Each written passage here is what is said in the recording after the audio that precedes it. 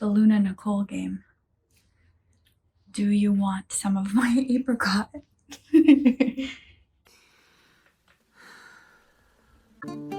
Listen for my how. Hi, my name is Nicole. And I'm Misha. And we're Ritual Común. So today we are talking about Nicole's favorite topic in the world, holding space. And we do, guys. We hold space. If we could rename our channel and it was up to me, it would be Holding Space. Con Ritual Común.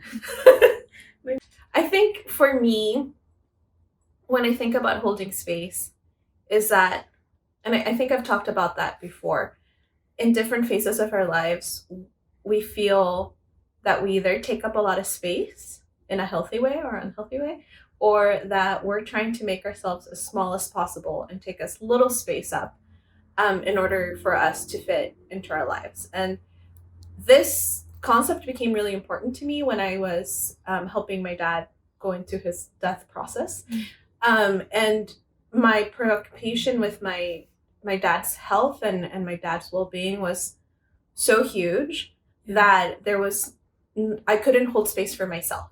It was like I had to become as small as possible so that all of my energy and all of that heart space and all of that love that I had to give was being directed towards my dad, because that was going to be, that is what felt right to me at the time. Whether it was healthy or not, I don't know. I don't regret it. It's just, it is what it was. It was what it was. But then when my dad did die and he was no longer in my life, I found myself still not occupying space, which really just translated into me not holding space for myself. And so when we talk about holding space, the concept really means for me to be fully available to another human being, I have to be fully available to myself. When you're able to take, that time and that energy for yourself, everything, the energetic sense of yourself starts to change tremendously. And even things around you will, like, even animals will notice, but people will notice things just shift in your life differently. And it's true, especially when you go through some kind of transition where you're not able to take the space for yourself that you need. And a lot of people, you hear it in this other way often. Like, this is probably what you've heard. Oh, I didn't realize that you were that tall, or I didn't realize you were so short, right? That's what we hear is holding space for yourself. Because Nicole went into how you can hold space for yourself, which is really important when you're going to be present for anybody other than yourself in your life. And most of the times we're walking around not even being present for ourselves in our lives. So once we've gotten to a place where, like, I've done some real deep understanding within myself, I've gone through stuff, I'm healing from that stuff, and I'm just going to understand more of myself, right? So how can you hold space for others when somebody else is coming around and is like, I'm in this situation or I'm doing this and you don't agree with it? How do you hold space for others? That's probably the hardest thing that we have to face. I probably learned this lesson most when I was like honing in like the whole therapeutic process, right? Because I remember seeing this couple, they were a young couple, and their conceptions about what marriage and partnership look like really challenged my own perception of what a partnership or a marriage looked like. And I saw myself questioning down the line of, don't you wish that you had more independence? Maybe not in those words, but like kind of going into that, like, how are you guys fulfilling yourselves as individuals and not just putting all your energy into this idea of marriage? And that was coming from me. That was coming from my own preconceptions of what a successful marriage looks like. But that's just my take. And it was not their reality. And it was not for me to change their reality. It was up to me to hold space for them to explore what that looked like for themselves. And I think this is the hardest part when you're trying to hold space for somebody, is that you need to take yourself out of the equation.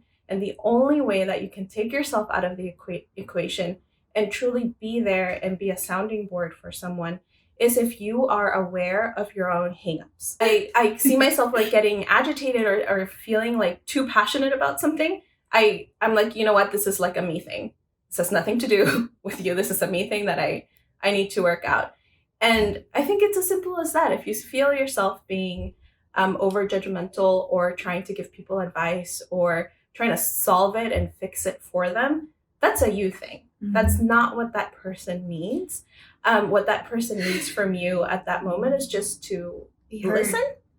And as it's magical, as people say things, they will work stuff out. I will sometimes like ask, like, what do you want me to, like, what do you want from me? Like, do you want advice from me? Do you want me to tell you like some things that I think you might be missing? Then I'll tell it to you. Like that's fine. But I've asked that. I've asked and have received permission. And I think that's something that we miss quite often. But let's just say that your friend is giving you something really precious, like a moment of them explaining the vulnerability towards any given topic. We are so quick to just say, oh, this is personal to me, because it feels personal and it feels familiar. And I have something to say about this. And that's the thing. In Don Miguel Ruiz's book, The 4 Agreements, the very first agreement is don't make it personal. Don't make it personal. Yeah. It's one of the agreements that you will be able to have a more satisfied, content life by just letting things be and not about you. Because when your friend is coming up to you and being like, oh my God, girl, like my grandma was going at me because she found out I had a boyfriend and I'm not trying to get married anytime soon or whatever.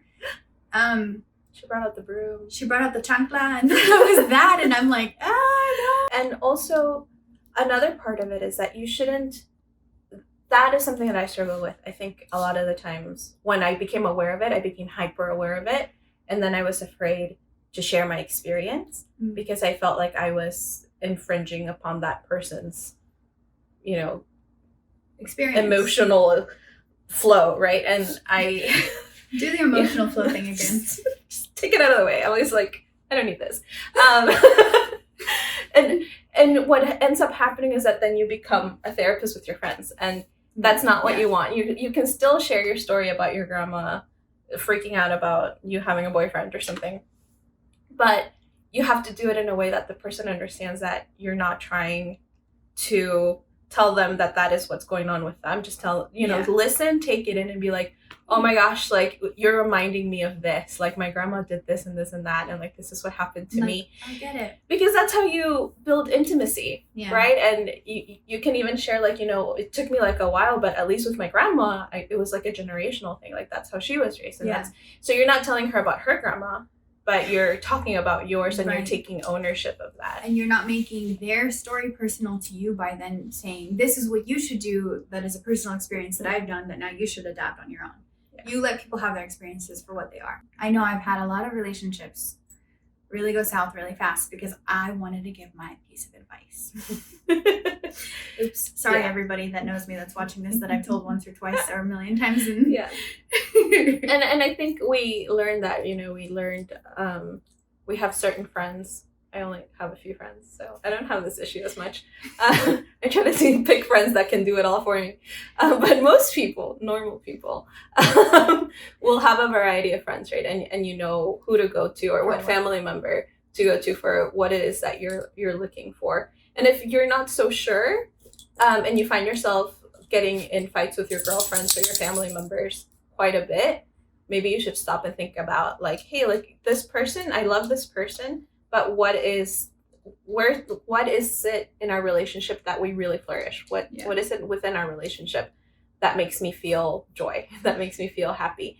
And have more of that with that person. It doesn't mean that you completely don't talk about the other stuff. It just means that you hold that for other people to help you with. Yeah. And that's really holding space for yourself, coming back full circle, all the way around, whoop, and having that energetic space that you hold for yourself.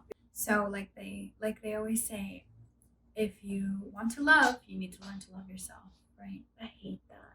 You need to learn to love yourself before you can love others.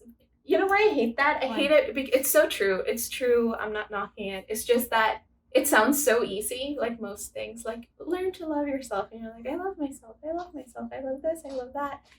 But then like the feeling takes a long time to get there. Yeah. So, but anyway, that's a whole other thing. So hold space for yourself, please. If you have held space, if you'd like to hold space, if you'd like to share space, let us know how you've done those things in the comments below. Please subscribe. If you like this video, give it a big thumbs up. If you did not like this video, that's just totally fine. We hold space for you. It's not fun. Oh my But- gosh. Last time we did it, you said hold space and I said no. No. We've switched. Well, I'll hold space this time for you. See, that's why you need a support system. Bye, guys. If you like what you hear and you want to keep the conversation going, listen to our podcast, Ritual Común Contigo. Also, check out our Instagram where we have affirmations, oracle cards, and give a special message just for you. Make sure to check out our website. Ritualcomún.com. Inhala, Exhala. Inhala. Exhala. to the